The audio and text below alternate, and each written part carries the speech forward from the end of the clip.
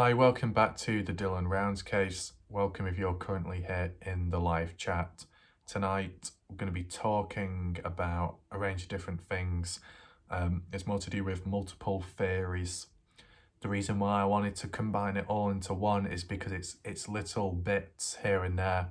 And it's easier just combining it all together. The title will be quite clear how it's displayed and what it's about. So it's not too cluttered. And if they were separated, it could be like 2 5-minute random clips and it's just too fiddly. I'd rather just be all in one, like in bulk. So going to be talking about the phone, the wallet and the gun. Where are they at?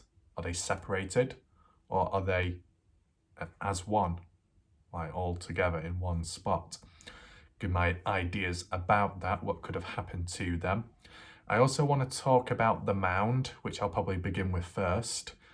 Despite what Candice has said recently, and what other people have said in counterpoints towards that, we need to take a look at that closer, okay?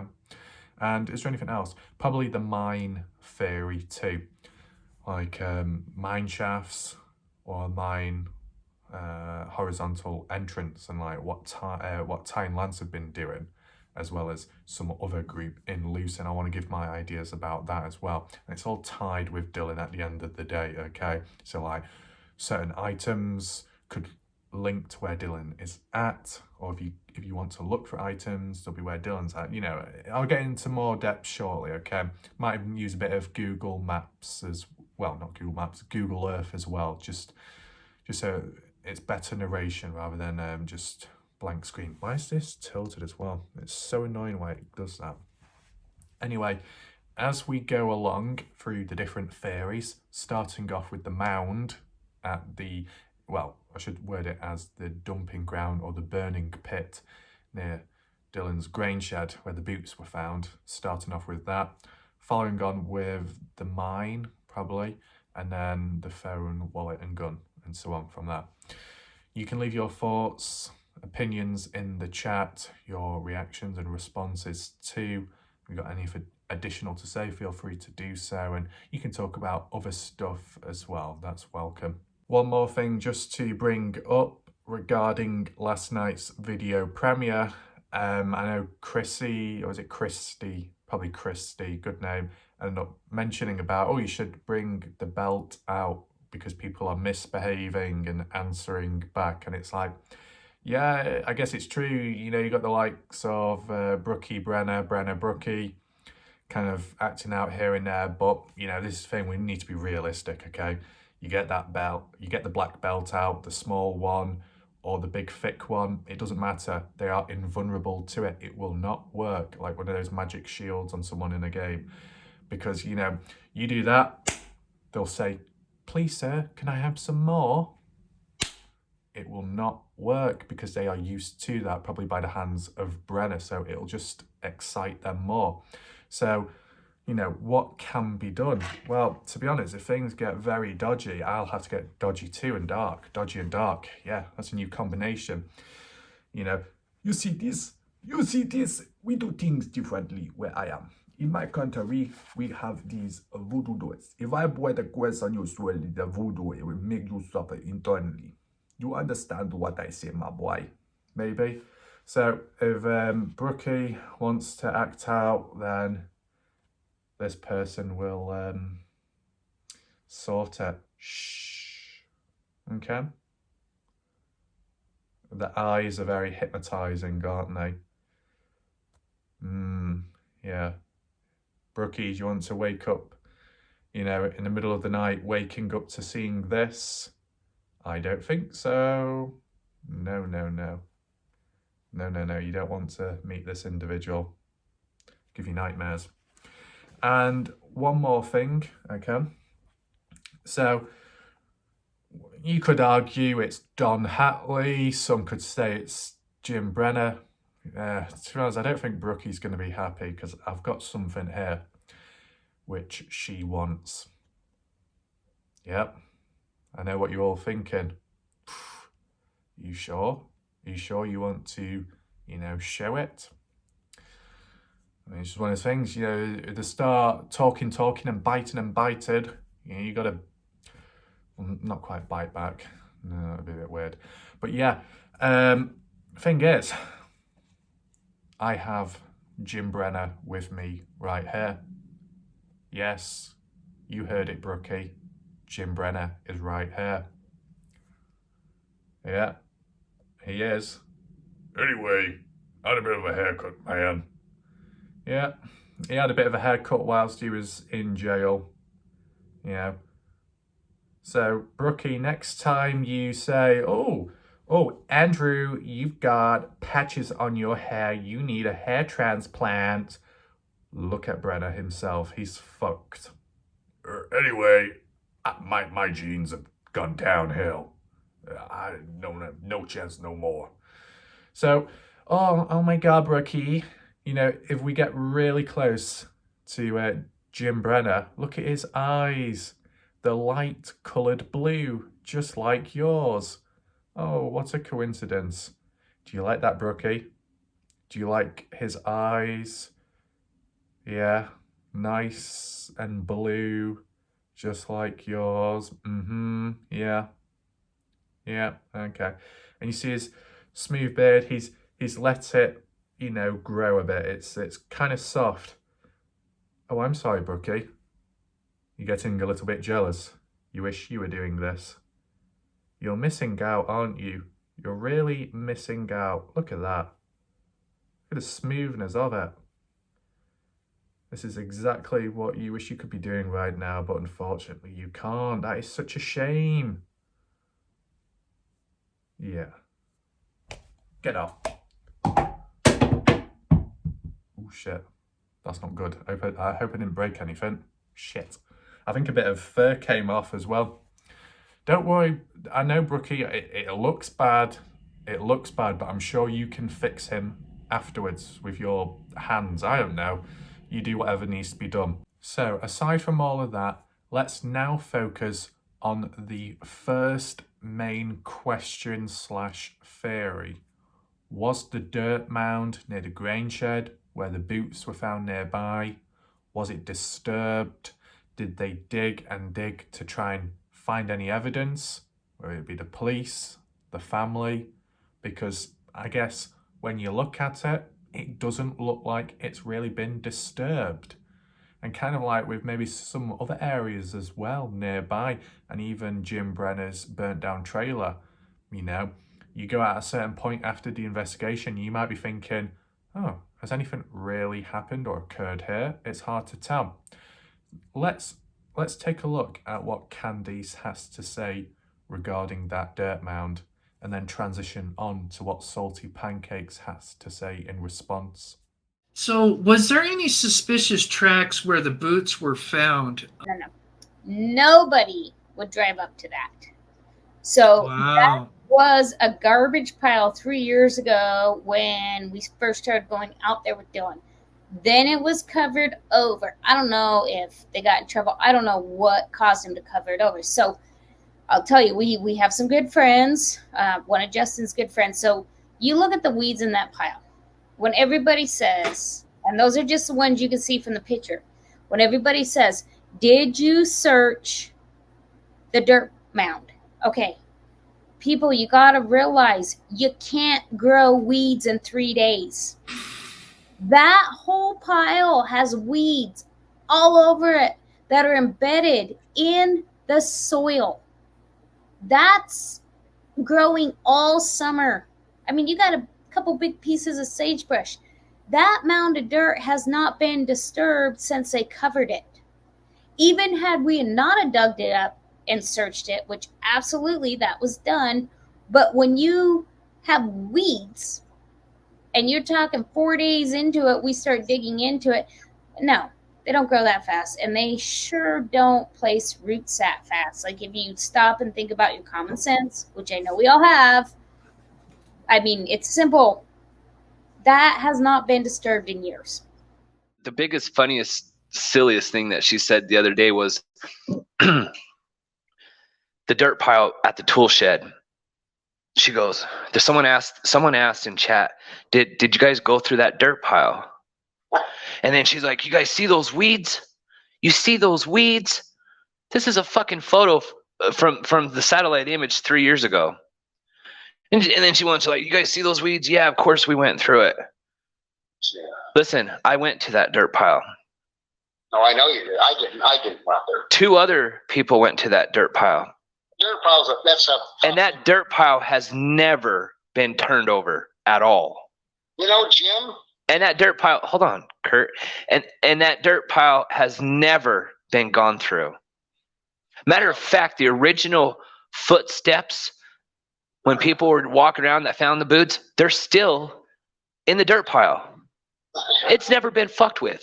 So she lied out her ass when she said, "Oh, we flipped the dirt pile. We went through the dirt pile." No, fucking no, you did it.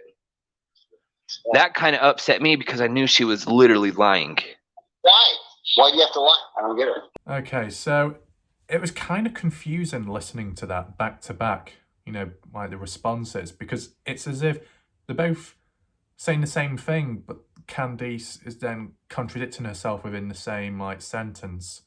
I don't know if my brain is malfunctioning. If you can understand it better, feel free to give your thoughts in the chat right now. I'll talk you through it, how I listened to it. It's confusing. So, okay, the pit, burning pit, rubbish pit, whatever you want to call it, there's no tracks there. No one drives up to it. Never. Not present time, not in the past. Okay, I guess that's cleared up. But there is supposedly footprints nearby or around where people have been walking up to searching. Now, if there's no track marks, isn't that a bad thing? And doesn't that mean that no one's been searching in that mound or around? Wouldn't you need equipment, a vehicle, a digger, excavator, or was it done by hand, a shovel or something by a human? I don't know. I mean, if they've got the resources there, or if they've got some of the farming equipment, why not use one of those? Why not use, from what's been said, Kurt's yellow John Deere digger or something to dig up the land, dig up the mound? Wouldn't that be more practical? And yet, that didn't happen because there's no track marks. So I'm just trying to understand that. And yet she said it has been searched. In terms of the mound itself, she was saying how there's weeds and roots growing within, and that you can't have them growing in a very short space of time. It takes a while for them to develop and grow. Well, if that's the case then how is it disturbed? If it was disturbed, like, if it's not been disturbed, then you can have all this vegetation growing, aren't you? And yeah, if it has been disturbed, they're probably going to be pulled out, it's going to die off, it's going to be freshly turned over the soil, the dirt, that type of thing. If we want to do like a little comparison, like when Lance went to Brenna's burnt down trailer, as Lance said, not much activity here in recent time, because although you've got kind of a clearing here on the ground near where the shovel is, there's actual vegetation growing. Not much, but enough. So it clearly shows no one's, been digging recently. So that would explain that, okay, in Lance's situation, the ground, a shovel, vegetation grown, so no one's been here since. It's been a while since something was dug.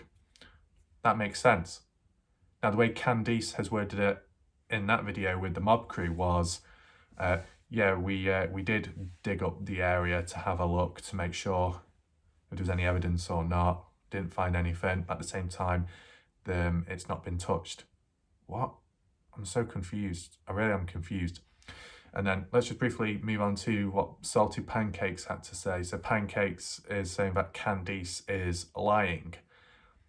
I mean, how can you say she's lying when she did say that it's just not been touched, that dirt mound? But then within the same sentence, she says it has been touched.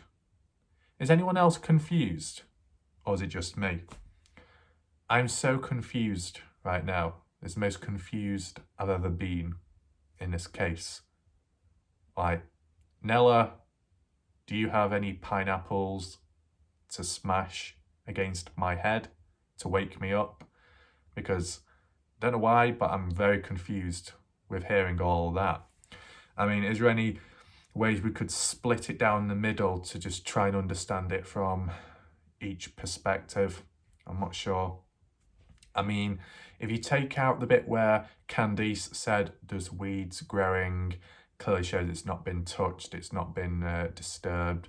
If you forget that she said that, and you just heard the bit where she said, oh yeah, we have been digging up the ground and so on, as she said.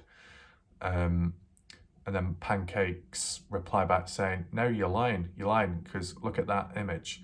Look at the weeds, you know. Clearly it's not been touched. Then that would be an example of Candice like lying.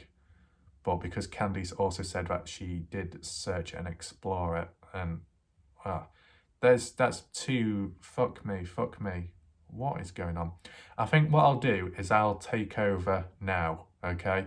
Go on Google Earth briefly and talk about the dirt mound and the possibilities around it, and I'll use my theories, okay? Because it's probably the only way for me to actually understand the situation, okay? Right, okay, so quick change of plan. Anyway, gotta confuse the mind, man. Gotta confuse you as much as possible. Now, we'll put aside Google Earth, because that's shown that to you enough, and that was 2019. I mean, looking back at that 2019 imaging back then, you couldn't really make much out. It just looked like a mound, like how it does on screen here. So it must have been years before that when it was maybe used for other stuff. I just wanted to show you this photo. It's not the clearest. There might be others, but I just don't have access, or I don't know where to find the photos, okay? All these other people have these fucking... No, stop swearing. Oh, I need to stop swearing. I'm naughty, Andrew. Shh. What I was going to say was, you get all these other people with the PowerPoint presentations of all the different slides and images, and it's like, whoa, where are you getting all that from? So I just use this from that little interview, okay? So hopefully you can make it out. In terms of the mound and those like circles, I don't know what the two are at the bottom, but the one at the back, right-hand side of the screen, that's behind the mound, and that's basically of the grain shed. Okay, so we're looking at it from that way. So we are, is it like 100 yards southwest, kind of, I guess, from the grain shed? Something like that. Just want to narrate over it, you know. When we look at this image, is this the one what Salty Pancakes was referring to, where he said it's 3 years old? Or was that to do with a completely different image?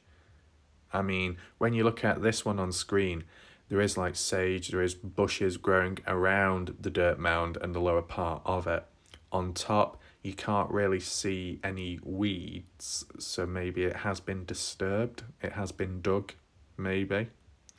The two circles at the bottom, I assume, are footprints from what was mentioned in the Mob Crew's interview. No, Salty Pancakes, where Pancakes was basically saying, sure, someone has been there, walked around it, having a look, inspecting, but no one's dug it up. Okay. Now, this is the thing we've got to ask ourselves, and we can go all the way back to the whole boot situation, okay? Someone chucked the boots round the back of the dirt mound. Why would they? If it was Dylan, why would he do that if he's got no other shoes? It wouldn't make any sense. It's not normal for him to do that. So he must have been forced to, for whatever reason. And if Dylan wasn't present to do that, then it must have been the suspect or a suspect that decided to chuck him there. But you got to ask yourself, if it was a suspect, why did they not make any attempt of burying them? You know what I'm saying? Why not bury them there? If it's known for a dumping ground, a burning pit, whatever, why not, you know, dump the stuff there? Because it shouldn't be dug back up, right? It's put there, and as well as other items in the past, meant to be buried for good. So it does make you think. Is it because the suspect was sloppy, not good at hiding evidence? Do you think there's a possibility? Let me know in the chat. I'll even do a poll right now. Do you think if the police or the parents didn't find the boots immediately, but they allowed Brenner to, do his spring cleaning on the 2nd of June, moving the grain truck, going in the grain shed, taking stuff out, do you think Brenner would have secretly gone over to the dirt mound, as you see on screen, and took those boots away if he had the chance? Do you think he would have done that or not? Now, this is the thing. The way it is, Brenner seemed like he was already aware that the boots were there before Dylan went missing, I assume, because he said he saw Dylan put them there. But also he said that he didn't see Dylan for over a month, which is definitely a lie. So is it also a lie about the boots? Is it actually kind of like a confession in a way, but saying it was Dylan who put them there when it was actually him? It does make you think. Is there a possibility that if the suspect was responsible, or a suspect was, that they placed the boots near the dirt mound and didn't bury them so it didn't seem as suspicious? I mean, you might be thinking, yeah, but having boots out there anyway is kind of suspicious. Well, it depends, doesn't it? Because if you didn't know about Dylan's routine, his clothing, and having only one pair of shoes, you could just say, oh, he probably just left them out there to dry off, and he had another pair elsewhere, or he was meaning to chuck them away anyway because they were old and knackered, so he got a new pair in recent time. That wouldn't be seen as dodgy under those circumstances. But if you was to bury the boots in the mound and then someone found them, then you'd probably be a bit more wary and thinking, wait, why would someone bury them there? That is a little odd. Is Dylan in there? Has something bad happened to him? You see, it kind of lessens the suspicion and mystery if the boots are left near the dirt mound in relation to it being instantly highlighted as, oh, a suspect, a criminal, a killer must be responsible for that. Because sometimes if you do obvious stuff, or if you leave items out so it's literally there in front of you, you might be, at first impressions, less likely to think, oh, it's a suspect, because normally you'd think a suspect, a criminal, a killer, would be trying to hide the stuff and not have it in plain open sight, right? Just trying to understand that part. I mean, it still is coincidental how someone like Chase Venstra was running through the desert, covered in blood, his shoes are missing. I mean, at one point I was thinking, could Chase been responsible for it? And I know some other people said it was Chase Venstra's boots, but I'm just starting to think now, is there a possibility that whoever attacked, chased down Chase Venstra, were they the same people responsible for Dylan's disappearance? Because there does seem to be a bit of a coincidence how two individuals, okay, one's gone missing, the other one hasn't, but both are missing shoes. It does make you think in a way. Let me know your thoughts down below. Do you think whoever was responsible for attacking Chase was also responsible for attacking Dylan just because of the shoe situation? That's all I can think of. I mean, has anyone found Chase Venstra's boots? Has anyone found them? Could they reveal anything? And I wonder what Chase Venstra would have to say about knowing that Dylan lost his shoes as well.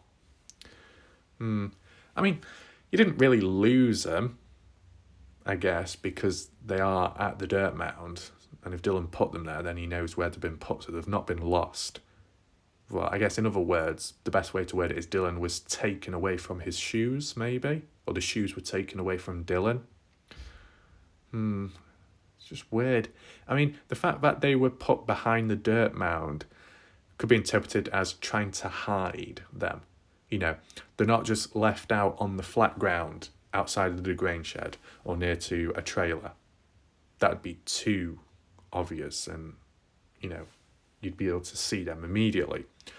Some kind of effort was done to put them behind a dirt mound, which would obstruct the view of being able to see them unless you went up close to it and round the back. So, there's been a little bit of concealment, but not enough. As for this image, as said, you look at the vegetation, you look at the weeds. Yes, scattered around, you can see them, and it is starting to form as well on the sides and a bit further up. Does it look like it's been disturbed to you? Does it look like someone's been digging there? I'd say no, personally. And is it one of those things where when someone digs up a mound or hole, do they normally fill it back in? Because when you look back at the grain shed, inside of there appeared to be a hole when Pancakes visited. So what's that all about then? Who was responsible for that? The police? Or was it Brenner? But yeah, this dirt mound, I don't know, there's no track marks, just footprints. Was it dug by hand then, like by a shovel, a spade or something? Would that be effective and efficient? I don't know. Are they used ground penetrating radar systems in this area either? I mean, this is the way you've got to look at it. If Candice is lying, then what? It means she's responsible for the boots? Because it wouldn't really make any sense. You want to find your son, you don't know what's happened, you're worried, you're concerned, you're confused, you're trying to find evidence, and then there's one potential spot where there is evidence and there could be something within, but you choose not to dig it up. That doesn't quite add up, does it? It's as if, oh, we found something, possible breakthrough, possible development. There could be more, but I don't really want to proceed any further because that would mean finding Dylan, solving the case. Oh, I don't really want that to happen. I don't want it to be solved. Now that reconstruction would be a bit weird, wouldn't it? And then it would really reinforce and strengthen certain people's opinions on how they view Candice. It would make sense if the dirt mound was searched. That would be a normal thing. You would obviously do that. Even if there wasn't any boots there, you'd probably still dig it up, right? Just to double check. And from what Candice has said, yes, that did happen, but at the same time it didn't, because she said the land hasn't been disturbed. If the land hasn't been disturbed for a while, then why did she say she dug it up or someone dug it up? That's what I can't quite understand. Unless it's just the way it's worded, it just is a big contradiction, to be honest. And with Salty Pancake saying he's been there himself, and so have two other people, and Kurt as well butted in saying, oh, I've been there as well, been on the land. Why did they not dig it up then? Is it because they're not allowed to? That's what you got to ask yourself. If Pancakes or Kurt or somebody else is under the impression that the dirt mound has not been dug up and Candice is lying, then why haven't they dug it up themselves? Is it because they feel they would get in trouble, disrupting the land, hindering the investigation and the evidence and the crime scene itself? But why should it matter to them? Candice has already broken into Dylan's truck previously. Brenner has already done a spring cleaning of the grain shed and also moved the grain truck with the police's presence. Salty Pancakes has supposedly been accused of burying items at Chase Venstra's homestead. Lance has been accused of placing shovels at Brenner's burnt-out trailer. So at this rate, does it really matter if someone actually digs up the dirt mound? You see? I don't know. Or is it because of those trail cams? It's going to put people off. It's going to deter people. I'm not sure. But if you're allowed to, you might as well dig up that dirt mound again, if that's the case. Who knows? Now, this is the thing. The only other way something could have been done, if it was dug up, was not completely. And it was more to do with maybe the side of it, or just the tip. Either the tip, the top, or part of the side. A little bit dug in with a shovel, looking around, but not going all the way in. Because I'm sure you can get dirt mounds which have vegetation on, and you can dig on one side and it doesn't affect the rest of the vegetation. I'm certain of that. It might ruin the vegetation and the growth where you're digging, but you know, if the other bits of bushes, sage, weeds are scattered around and the roots are left intact, they're not harmed, they're not damaged, then they should remain as they are. So maybe someone did have a little look inside and didn't find anything and then decided just to fill it back in again. It does make you think. And as well, linking back to the whole situation with maybe the suspect being responsible, a suspect, for placing them there, it's like, it wouldn't have taken that much effort just to dig a little hole in the dirt mound at the bottom, the base of it or whatever, and just shove them in. Not deep, not far, just conceal them a little bit more, right? Surely. Because when you think of it, I said, they probably would have dug up the dirt mound, the police or the family at some point. But the only reason why they would have or could have investigated the dirt mound further is because the boots were there in sight. So it would have encouraged them and made them think, oh, well, the boots are here. What are they doing here? And is there anything inside of this hidden? You know, just like if you found a bit of clothing or something, or a blood stain near a makeshift grave or cross, you'd be thinking, something has been put here recently, I need to dig it up, right? It's that little clue, that little marker nearby that encourages you, which triggers that suspicion and intrigue into the surrounding area. If you take that away, you probably just look over it and brush it off. So if those boots weren't found near the dirt mound and someone went over, they probably would have thought, no, there's weeds on this dirt mound, it's not been touched for years or months or something, so surely nothing can be buried here. There's no track marks, there's nothing like that, as Candice said, so there'd be no need to dig it up if the boots didn't exist. Do you agree with that, chat? Do you think that the dirt mound, if it was investigated, would it have been ignored if the boots never existed there? Let me know your thoughts. So I think that's as much as I can say about that mound. Okay, Candice was saying it was used for dumping stuff in the past, but they had to cover it over because they might have got in trouble. Who's Candice referring to? Dylan back then with his father? Or is it someone else who owned the land previous?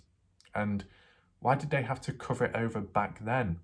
What were they burying? Toxic waste?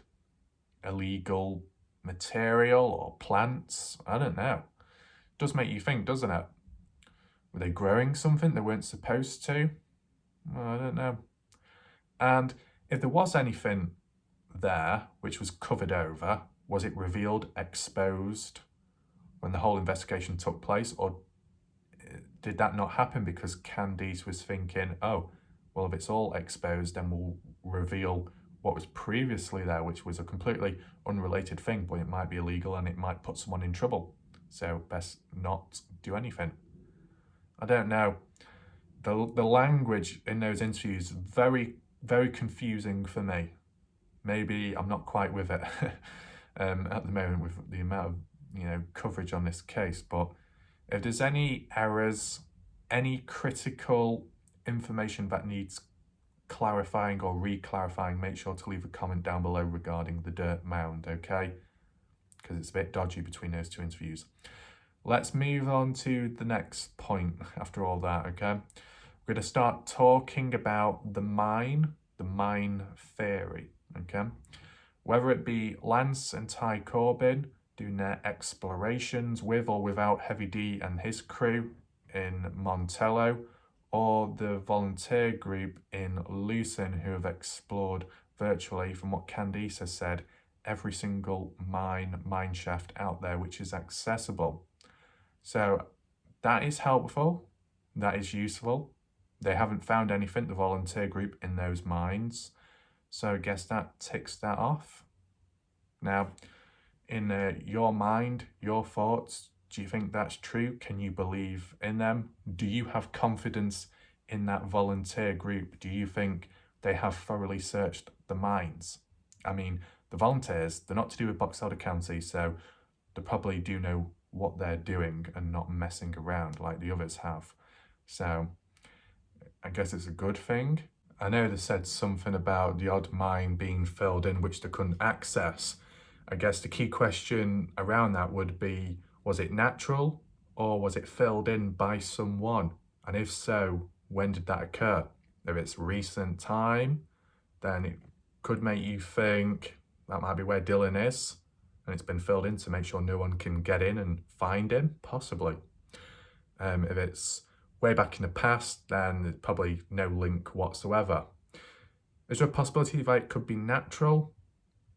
Yes, I would say so, because when you look back at Lance's previous video in recent time to do with the Heavy D crew, they did come across one mineshaft, and this is what they had to say about it.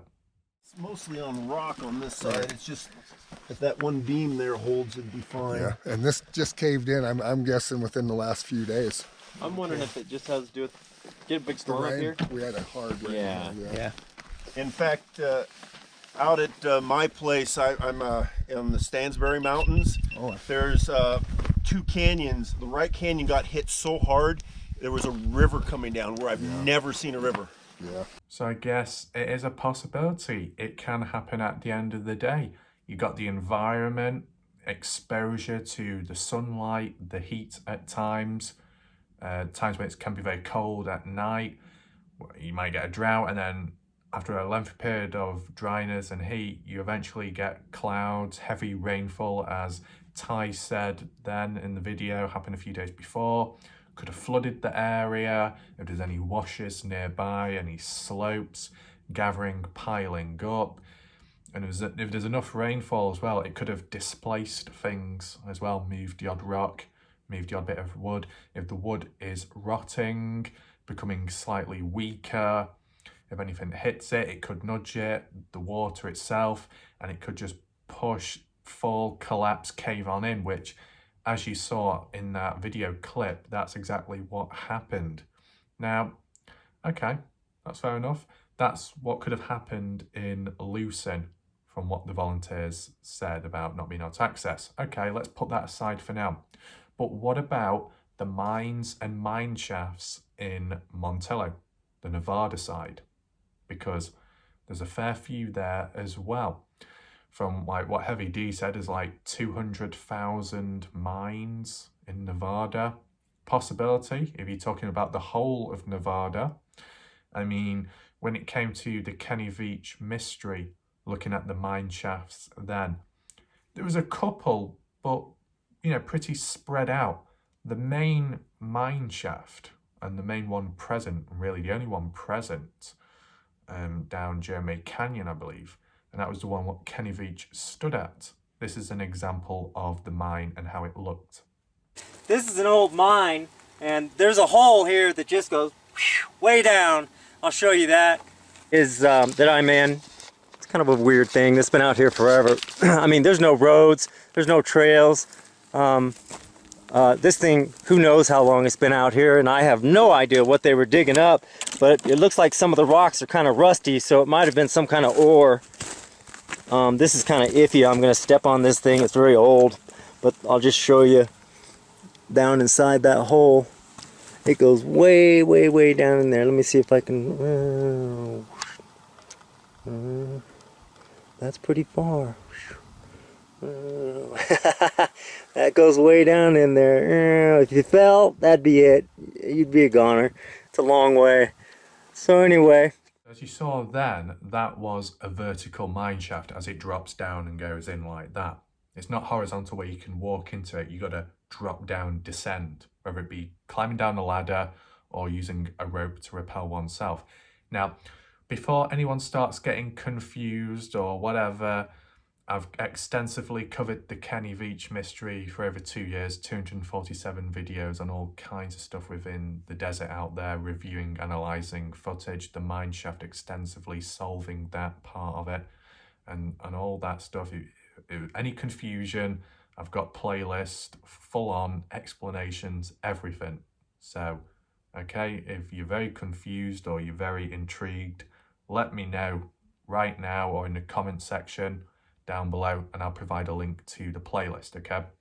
In terms of that mineshaft, what you saw in Kenny's video, bit more established, looks a bit more stable. You know, you got like the metal post and bars, it goes up to a top.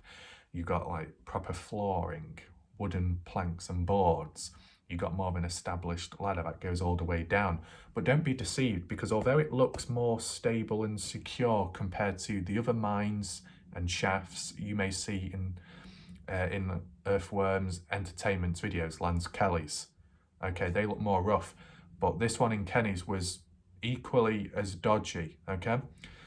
Better explanation behind it. Back in 2018, there was a group of guys, unknown to everyone else, who revealed themselves at a later point because of me, okay, being the catalyst, who actually went down there and went and had a look to see if they could find Kenny. And obviously they didn't, because it's a dead end when you descend. But in the process, they did break that ladder, as you saw as we were going down. It wasn't viewable in that clip because that's 2014 when Kenny went missing. But if you look and do a comparison of Scott Natal's, and you'll know about Scott Natal, some of you, because he's been in Utah looking for, Dylan Rounds. But before that, Scott Natal was looking for Kenny Veach in Vegas when Natal was present in Vegas. And looking at his footage, noticed the ladder was broke and damaged, a few things missing, such as, I think, the crystal skull possibly. No, that was the 2018 footage, yeah. That side, I can explain more of that in a second. Basically, what I'm getting at is looks can be deceiving. It was still unstable, that mine, the ladder, and it broke. That's why the likes of Jeff Clark used a rope to rappel down. Hell, when it came to the original search and rescue in 2014, they didn't even go down. And yet, years on, random, everyday people went in, such as Jeff Clark and Scott Natal and that group of guys. But the originally search and rescue refused to go in. Instead, they dropped a camera down, like a GoPro, on a bit of string, bit of rope, and did it that way. Not great, is it? But it just goes to show. Now, when it comes to the Dylan Rounds case, and we see the mines and the mine shafts, some of them look kind of similar. They've got similar properties. I mean, the environment they're in, desert-like, it's the same thing. It being in the same state, Nevada. There you go there. Once again, another tick. It's dry. When you do get the odd bit of flooding or rain, it will be a proper, like, full-on blast. So that can cause displacement. It can cause damage to mines, the structures of them, rockfall, the rocks themselves, the ground, everything like that. You got to take them to mind when you're going in. That's why what you saw when in Heavy D's crew and Lance as well, when they were going into some of the mines, they were wearing the hard hats, which is, a normal safety procedure. But, you saw at times there's a bit of loose rockfall and bits of grain dropping from places when walking by or climbing up. So just goes to show you got to be careful, Now, what I want to do is further talk more about the mines and the theories regarding it. Okay, so put the Kenny Veach thing aside, as I said, and just focus more on the tie. That was just the key. Because what I want to get at is, okay, you could say the lucin mines are ticked off now because they've all been searched from what we've heard and from what Candice has said. Okay, if that's the case, then good. But the Montello mines and mine shafts have not been all searched because there's probably many to look at, and it's only Lance and Ty going around trying to find them. And I think that's been the recent trend recently, looking for them. And obviously there's still many more. Whereas that volunteer group have been doing it for a longer period of time, and there's probably been more of them to, be more efficient. So you've got to take that into mind. So there's still the possibility that Dylan could be in one of the mines. And as you see on the channel of Lance's, still going around looking for them. Even Ty Corbin as well, he's got some videos on his channel now all of a sudden, so that's interesting. But yeah, what I want to try and do is understand how things would have gone, the theory concept, okay? I'm just going to quickly, and this time I will go on to Google Earth because I just want to, you know, set the scene to understand. Right, so we're at the grain shed and I just want to set the scene for how things could have unfolded.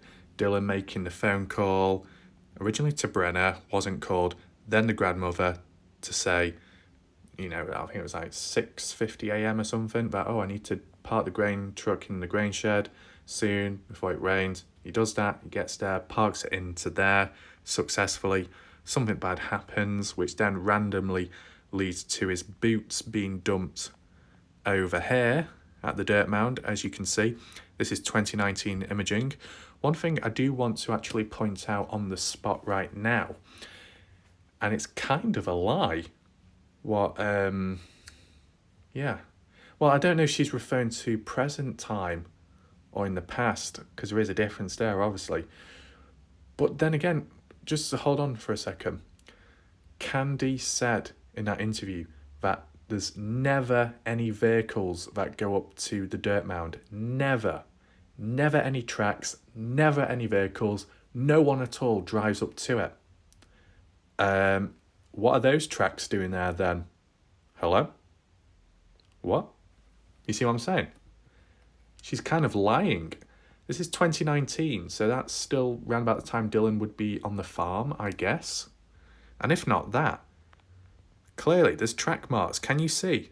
Track marks. Running side by side. And then the stop at a certain point, and then you've got the dirt mound. You can clearly see those track marks. You got the track marks right there. Can you see? Right beside that RV trailer. The track marks that go like that, bend, zoom out a bit, and go all the way up there. You can literally see those track marks up to the dirt mound. And yet Candice said no vehicles ever drive up to it. So why was she lying then? I don't understand. Do you know? Do you know why she said there's no vehicle track marks and yet there is on here? Let me know your thoughts. And also, before we move on to that mine theory, can anyone answer this right now? Because it's kind of back and forth, right? This is 2019, okay? 2019 imagery of the grain shed.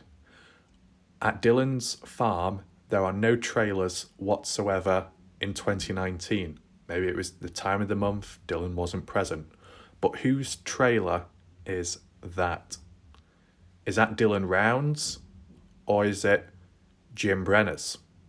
If it's Jim Brenner's, then why is his trailer still in Montello then and not burnt down? Okay. Originally, I was under the impression that 2 years ago, are we saying? Actually, 2 years ago. 20, 21, 20. 20, yeah, I don't know. Like, what year did Brenner go to Lucin then? Like, did Brenner move to Lucin, leave his normal trailer behind, then it burnt down? Or did it burn down, which then subsequently forced him to move on to Lucin? Let's just put that aside for now. This trailer, though, at the grain shed, is it Brenner's or is it Dylan Round's? Whose is it? Okay, if you know, let me know in the chat. Leave your thoughts in the chat. Whose trailer is that? Brenner's, Dylan's, or someone else's? It's at the grain shed. As you can see, grain shed. Track marks near the trailer leading up to the dirt mound, which is present here. So it does make you think. Anyway, returning back to the mine theory.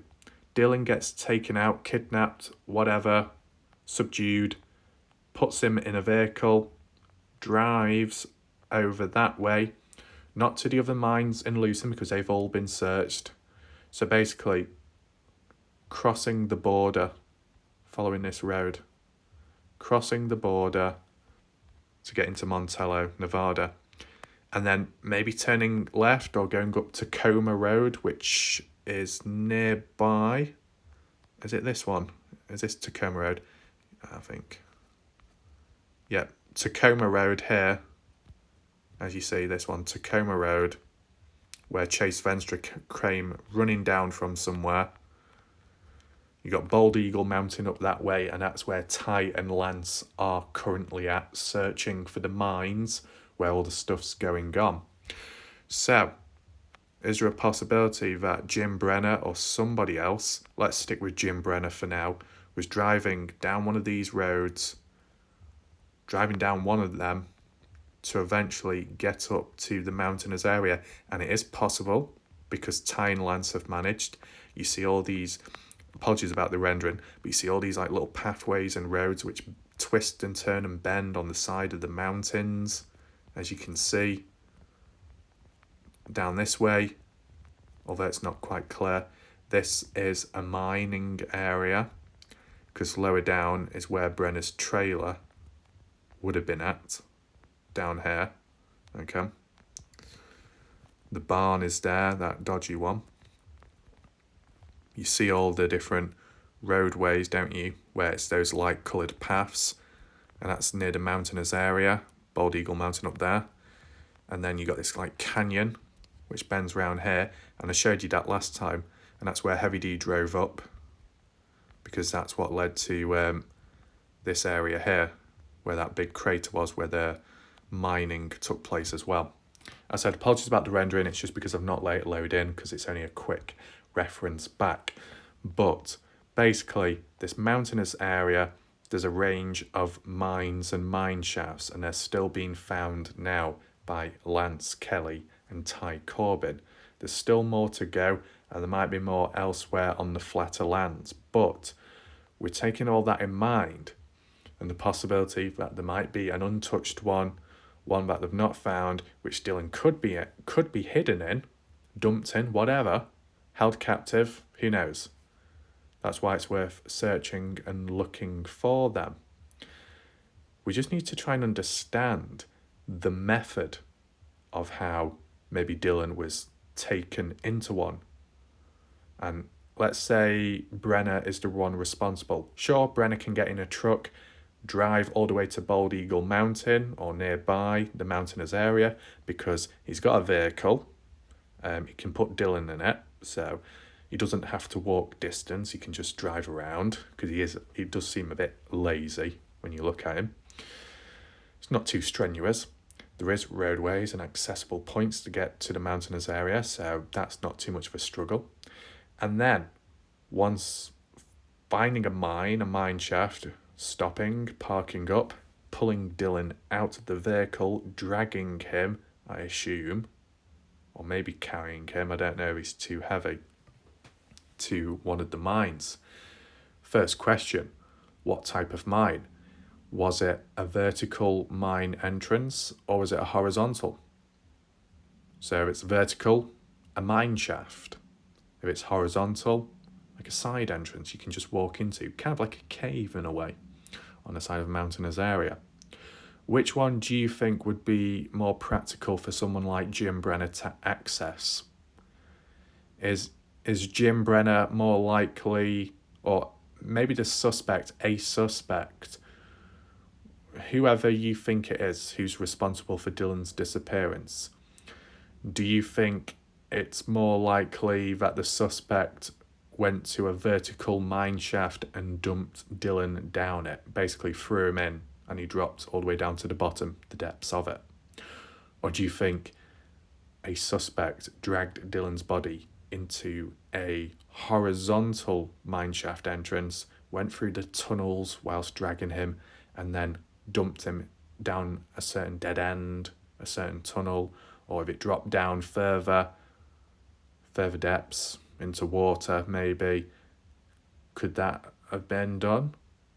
Which one do you think's more likely? I can do a poll, okay? I'll do a poll such as horizontal or vertical, and let me know your thoughts, because it's worth taking into consideration, because if it's more favoured that he was just dumped down a mine shaft, then you might not have to go into all the other small mines, the horizontal ones. Then again, what you do have to consider when you do get these mine shafts, as you saw with the one I showed you earlier, where Ty said, oh, it's collapsed in on itself, they did actually get into it elsewhere. They found a horizontal entrance. It was small, but they got in, and then it opened up, widened, walking through the tunnels, and eventually got to that point where they could look up and see that mine shaft. And then when they looked back down to the ground, nearby to them, inside of that mine, there was another drop which went further down. They did go in with a camera, someone rappelled down, it was filled with water, they didn't find anything, no bodies, nothing. But you get the idea of the structuring of mines, mine shafts, and how they can connect together. You might have an entrance point looking down, then you might get an exit or another entrance point lower down on the ground, on the side of a mountain, and it all connects together, all these different tunnels. Some are very deep, expansive and far, others are very shallow and dead ends. And someone like Lance and Ty have come across a mix of those combinations. What I'll do now is I'll present to you a couple of those photos, what I just described to you, and narrate over them, just so you can get an idea of what's more likely in terms of how Brenner or a suspect could approach a mine when disposing of Dylan rounds, and then you can give your thoughts too. Let's move on over to that. So with this being the vertical mine shaft, inaccessible, not practical to get into, Lance and the team, as well as Heavy D and the crew, did find the horizontal one, this, which was a bit lower down, like a level below that, down a pathway. And at first, when you look at it, zoomed out, it looks like nothing, okay? That's like ground level. You see that little hole back there and you think, no, not possible. No one would be able to get into that. Well, they did manage, and I can show you some footage in a second. And then in front of it appears to be planks of wood, dirt and rock. I don't know if that's been placed there to prevent people from getting in or not, but they still managed. Now, it's one of those things where you can slide down it. Lance was able to get in, the rest of the crew, even Heavy D. I don't know the sizes of the people or their height, but could Jim Brenner, based on his flexibility, or should I say lack of it, and mobility, as well as his overall size, he said that he was close to about 300 pounds, that's how much he weighed, his age as well. Do you think he could have got down this hole when you look at it? I mean, the rest of the crew, Heavy D and Lance, was able to get down it, but do you think someone like Jim Brenner would be able to slide and fit through that hole without getting his arse stuck hanging out or something? You know, Brookie wouldn't have been around at the time. You know, you say, Brookie, can you give me a hand? I'm stuck, help me. Something like that. No, they wouldn't have been present. And as well, if Brenner is dragging Dylan with him, that's more additional weight. Wouldn't it be very taxing on his body? Very tiring? Would he go to that effort and level to dispose of Dylan when the boots were just left near the dirt mound effortlessly? Does make you think. What I'll do is I'll just show you a bit of footage of what it looks like once they got inside, just so you get an idea of how it can be a bit deceiving. Let's get in there. When you get down there, like this stuff. You go next? Okay. Try not to hit the Eric. Make sure you don't bump it up against the ceiling. It's pretty loose. It's super low too, okay?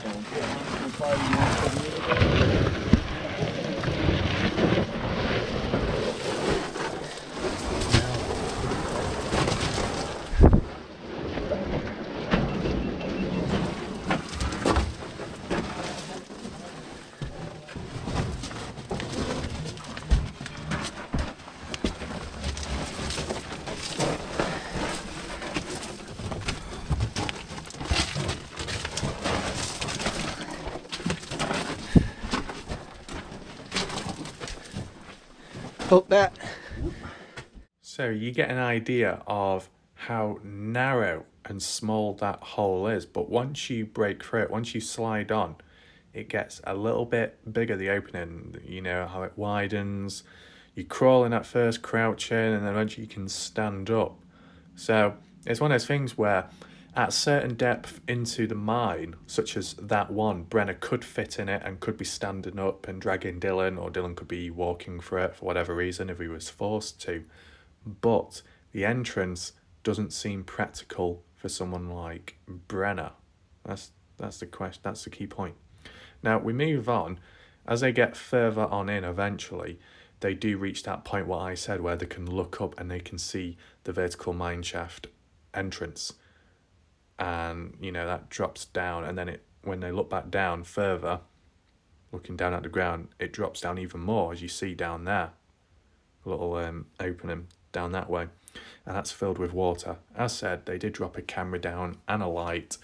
The guy, I think called Alan, did explore himself, and they didn't find anything whatsoever. So I guess that's ticked off. But there are other mines out there, and in recent time, like a day or two ago, lands at Bald Eagle Mountain, or on one of the roads nearby to it, with Ty, did find yet another vertical mine shaft, as you see on screen. They also found another one not too far away from this one, but it led to a dead end, so they weren't connected, though there could be another mine shaft somewhere, or a horizontal mine which ties on, links to tunnels of this one, as we see on screen. Time will tell, as Lance uploads his other videos coming soon, which I think are exploring this one. When you look at it, it does look very dark and deep. There is a ladder over there, but looks very rickety and old, arguably older than the ones you see at Kenny Veach's mine shaft, to be fair. So definitely one of those rope jobs to tie yourself to and abseil your way down. Heavy Danish crew's not present at the moment because I think they've gone away again. They've done their thing. They'll probably return back at a later point, as I said. But yeah, it's up to Lance to, I guess, explore it. It does look a bit dark and spooky. It does look deep, so who knows how far it goes down. I think Ty said it could be about 80 to 100 feet deep, maybe. When you look at something like this, the size of it, the width and the depth, it seems more practical for someone like Brenner. He looks lazy, he looks grumpy, he looks stubborn and awkward, so you can imagine him parking up nearby, like how Lance did, and then Brenner would have dragged Dylan, possibly, if that was the case of disposing of Dylan, and chucked him down somewhere like that. It's big enough, it's wide enough, and it's deep enough to dispose of someone, and all you have to do is just roll him or throw him off. Doesn't require much effort, and Dylan could have tumbled all the way down there. You never know. I'm not saying this is the one, but this is like an example of a location, okay? I'm sure you might get some of these in Lucin, but from what the volunteer groups have said, they've searched and not found anything. Now it's up to, I guess, Ty and Lance and maybe other people in between to check the Montello, Nevada mine shafts and mines, just to see if anything shows up. Evidence, Dylan, remains, the wallet, the gun, who knows? You see it where people have chucked items, knives into rivers, ponds, lakes, like in the UK and stuff, so the same could happen here in equivalent with the mines. I guess, as I said, time will tell, and we'll see. But yeah, do any of you think this is like an example of where Dylan could be at? It's one of those cases where, isn't it? I know like people are still trying to maintain hope, that Dylan is alive. But if Dylan was taken, thrown in, whether, even if he was alive at that point and he was chucked down a mine shaft like that, I think it would be very unlikely he would survive it. If he's binded or there's no rope and he's just chucked in, he's just gonna bang his head. He's not gonna be able to break his fall. If it's very deep, it's gonna cause issues. And the dark reality is, if the fall doesn't kill him, then with time that will, because he won't be able to get out and he might be incapacitated. So there's some very dark ways of looking at it, which isn't great, but it's just trying to take into mind. I mean, if that ever did come about, it must be difficult for whoever comes across it, whether it be Lance or another volunteer group or police, well, maybe not police, they're a bit corrupt, but anyone else, you know, especially going down and descending into darkness or in a dark tunnel, and you just moving like the torch around, and then you just suddenly see someone or some kind of remains. It must make you feel a bit like cold and weird inside. So not saying that will happen, but if this is the type of location example of where Dylan could be, then it might be, you know, quite a bit of a negative presence and atmosphere when stumbling across him, I guess. So yeah, that's my second theory and analysis of that type of location and environment. So far I've covered the dirt mound and the potential lies behind it, whether it's been searched or not, and, you know, the concept of why would someone, you know, put boots there in the first place, questioning around that. You can leave your thoughts and additional points down below in the chat and stuff. Let me screw that, it's a bit loose, fucking hell. And as well, the mines and mine shafts that maybe Jim Brenner or someone else, another suspect, who knows, who's been involved in some way, took Dylan to a place like that. What's that white thing flying past me, Dan? Do you see that? It was like there. I mean, it was a dust particle, but it looked pure white this time. Probably this bloody head. It's probably all the particles flying off it and stuff. But yeah, I guess, you know, when we do the like Q&As and stuff, we don't have certain people present, you know, to ask them, like, would you do this, would you do that? And you can't really rely on Brookie either, because she'll just say, oh, but Daddy Brookie would, like, you know, would handcuff me to the ceiling and then we would have lots of fun. It's like, I don't really want to know about all that and stuff. But, you know, I guess we could ask this guy some questions, Brenner. So, Mr. Brenner, you know, did you go to the mine shaft? Is that the type of place you would go to? Or more importantly, do you have the stamina, the flexibility, the mobility and size to be able to fit into one of those tight openings? Anyway, I don't think I would be able to fit in, man. I'd probably get stuck. I can imagine when I get in that damn hole, my ass will be stuck out the other end and I'll be like, God damn, Brookie, give me a goddamn push from behind. I need it more than ever, man. Don't blow my back out, boy. But my ass is stuck. Something like that could happen, okay? You know, I know certain humans will get very defensive and say, oh, you're being so negative towards that individual and their appearance. You're focusing all about that. Oh, no. It's being realistic. It's getting an idea of the shape, the size, the build, the age, and everything around that, which could explain and rule out certain locations they wouldn't go to.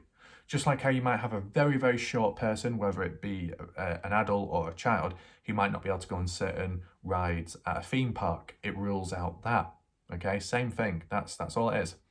So you can leave your thoughts down below, as I said, about the mines, mine shafts. If that's the method, then which way Brenner would have gone about it, or maybe somebody else. Maybe Brenner wanted somebody else to do the dirty work because he couldn't do it physically. Who knows? So that's still ongoing. Okay, there's still many more mines to search, and Lance is doing that with what he can and the time he has. So we'll see what happens there. There might be new developments, or there might be other people joining in at some point. We know Scott Natal has gone through the odd mines as well, so, you know, maybe he might do a few more at some point, so it can all help. Who knows what we found? And if that's all ruled out, then it's like, well, then you've got to try and move on to the next point of view, the next type of environment, and so on, if possible, okay? We don't just end there, because I just want to move on to the wallet, the gun, and the phone, okay? Now, I don't think we need to return back to Google Maps, because I did that last time when I tried visually describing it. I just want to show my face as I'm talking, because it's a bit more of a serious point, okay? Well, I'm trying to be serious, but I keep smiling, so get a grip. So, oh, it's cold, that's why I've got this red thing on me. Right, so the phone has not been found yet. Fucking noisy people. Shut up! My God, noisy, inconsiderate bastards next door. Do you know what? Yeah, he's done slapping against the wall.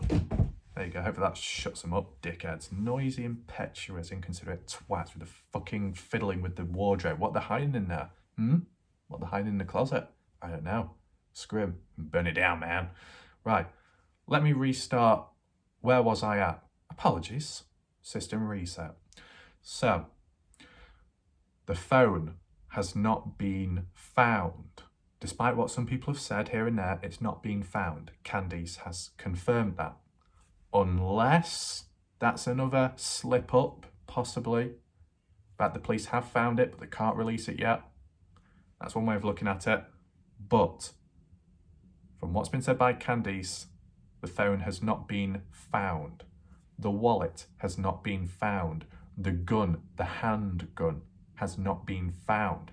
We've got to try and understand where those 3 items were at the time Dylan went missing and after. That's what we've got to look at, okay? Would Dylan take his wallet with him when he's out and about? Yes and no. If he's going to town like Montello or Wendover, a motel, hotel, a bar and grill, saddle saw bar, yes. If he's getting gas, filling up at a station, he'll obviously take his wallet with the card in, make transactions, pay for stuff, as what was clearly demonstrated on the 26th of May when he was at Saddle Saw Bar and supposedly stopped there the night 27th as well. Maybe, possibly. Well, not the night of the 27th because he did go home later on the 27th to do his seeding. But you get the idea, he stopped over like a day and a half or so. Okay? So, right. But what about when he's farming? Is he going to carry his wallet around with him? Probably not. He'll probably keep it in his trailer. Would he keep it in his vehicle? Probably not. But you never know, he might have done it sometimes. In terms of the gun, where would the gun normally be at? I think it has been answered, but I can't remember. It's either the trailer or his vehicle. One or the other. I don't know if he kept his trailer unlocked. I know he kept his car, his vehicle, Ford F-150 Burgundy, not the Raptor, as the other person said, just the Ford F-150. That was always unlocked most of the time. I guess it's because he didn't think anyone would steal it, because it's a ghost town. No one's around, not many. So it doesn't matter. But in terms of a firearm, when it comes to farmers, in most situations, especially in the UK, you'll have like a gun safe, you'll have, you've got a responsibility to use it wisely, but also to keep it safe so nobody else gets a hold of it, or it can cause all kinds of trouble with the crime and, bad outcomes. So someone like Dylan, who probably had his gun loosely around, just like all the other people do in the area, because I guess the laws aren't as strict and it's a ghost town, so there's not as much worry, so you can be a bit more carefree, I guess. So, the phone. Where would the phone be?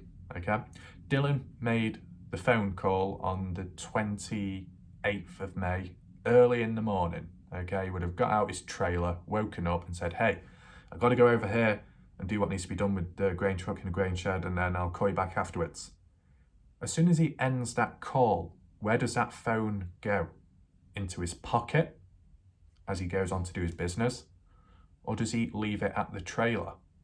Candice did say Dylan would call random times of the day at times, suddenly excited or in a bit of a rush, saying that he's got to do this, he's got to do that. He's got all these responsibilities, but in a positive way, showing off, as quoted by Candice, but all done in naturalness, okay? Do you think Dylan had the phone on him at the time?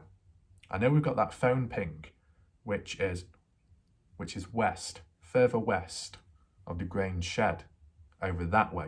And okay, 15.4 mile radius, but it's over that way. So he must have had the phone on him, I guess. Whether it to be make a phone call, a plea for help, or somebody else was accessing it, using it, who knows. So he must have had the phone on him. So when he ended that call, put it in his trouser pocket, got on with parking the grain truck. Was his wallet still in the trailer along with his gun? Dylan wouldn't carry his gun around from what's been said, so I guess that's why it was left back there. So if anything bad did happen at the grain shed or around that area, direct confrontation, an ambush with someone, then that someone must have gone all the way back to Dylan's place of living to get a hold of his wallet and his gun, especially if it's in the vehicle. If it's in his truck, the Ford F-150, that explains to why the seat might have been adjusted. I don't know about the set in all-wheel drive, but also it being locked as well. Okay, maybe they tried getting in to get the gun, but that's where it doesn't quite add up. Okay, if Dylan is known to have the gun at his vehicle or at his trailer, and Dylan's already been taken out at the grain shed, you know, killed or knocked out unconscious, why does that suspect have to go all the way back to Dylan's trailer to get his wallet and his gun? The damage has already been done. Okay, I can understand the wallet maybe to try and get some kind of money, scavenge the place, ransack it maybe, check if there's any additional money stashed anywhere, but then why take the gun with you when you've already hurt the person? Is it to be taken as a souvenir? Is it taken because that individual just happens to like stealing firearms? It sounds like someone familiar, doesn't it? Jim Brenner, but also Chase Venstra, both known for stealing firearms. So, one of those two, right? You know what I'm saying? The only other way around it would have been Dylan did go to the grain shed, he did park it successfully, he then went back to his farm, his place of living, where he was present along with his wallet, his gun, his phone, and then there was a confrontation there. And Dylan might have rushed to get his gun or rushed to get his wallet, whatever it might be. And it was all those three items were on him at the time of when he was taken out. And then after that, is there a possibility that those items were still on Dylan and still are right now? So if Dylan's in a mine shaft or in a cave or in the ground, is the phone, the wallet and the gun like in his pockets on him, literally? Or were they like taken off him and then whoever's responsible went away? I mean, the one thing to remember, whoever it was in possession of the key fob, Dylan's vehicle. So they must have used it in some way, right? At a point.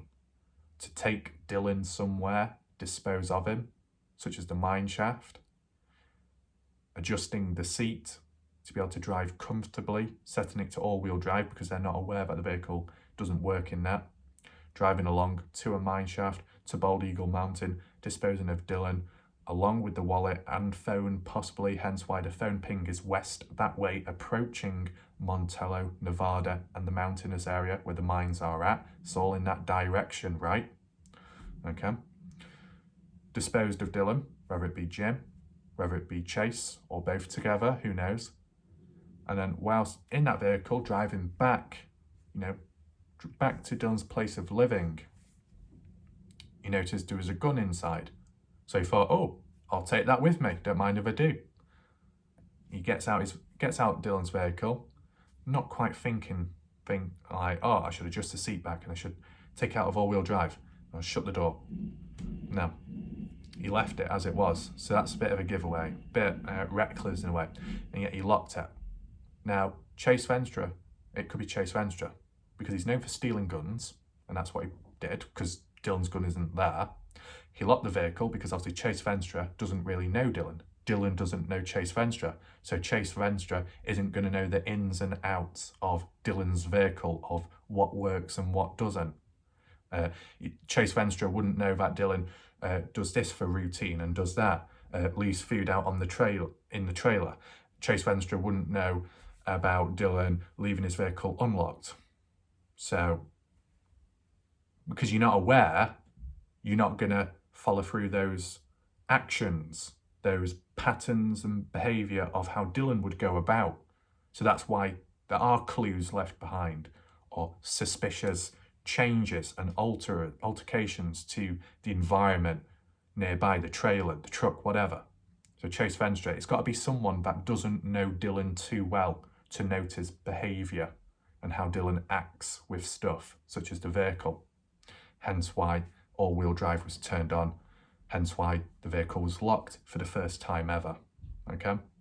Then, in addition to that, okay, it's supposedly being power washed. Someone like Chase Venstra could have done that because he was thinking, oh, I need to try and dispose of some kind of evidence in a way. That could be one way of looking at it, right? And then after that, Chase Venstra goes off, does whatever. Does he take the items with him literally? Or does he just dump them, chuck them somewhere, spread them out? So it's harder to find or know where Dylan directly is, possibly. Could Chase Venstra have taken the gun further with him? Possibly. And I will get into that in my next video. I want to leave it there because I don't want to go too far, okay? So I just want that to all sink in with you. It was quite a deep video, this, in terms of 3 key environments and 3 key theories to where Dylan could be and where his items are, okay? You can share your thoughts and reactions down below in the comment section. Leave the comments if you want to. That's appreciated, okay? I'll be honest, originally this video wasn't going to be anything of this. In fact, it was going to be court documents or some kind of court documents of Kurt Wadsworth and Delbert Wadsworth back in 1987 or something. And I'll be honest, when I was reading through it, I got so bored. It was so boring. So just imagine how you would have felt. It was the same repetitive legal law language over and over again with all the different cases, all the different acts and numbers and references and all that type of legal law court stuff. And I thought, oh my God, this is too boring. It would have made my throat really dry by the end of it. And, you know, it might as well have been treated as some kind of sleep ASMR because it would have definitely put people to sleep. Forget submission moves, forget the triangle or the guillotine choke in MMA. Just simply talking about all that court stuff is enough to put someone to sleep, okay? So, as said, that's it for now. Next time, we move on to Chase Venstra. Next time, we move on to the 28th of where it all went down on that date, and we look at what Venstra was doing. I'm going to do a map analysis. We're going to map it out. We're going to measure the distance, and we're going to see what was the motive behind Venstra, because there is still more to come, and that will come soon, okay? So make sure you're ready. Make sure you're on the lookout for it. That's it for now. Good night. Goodbye.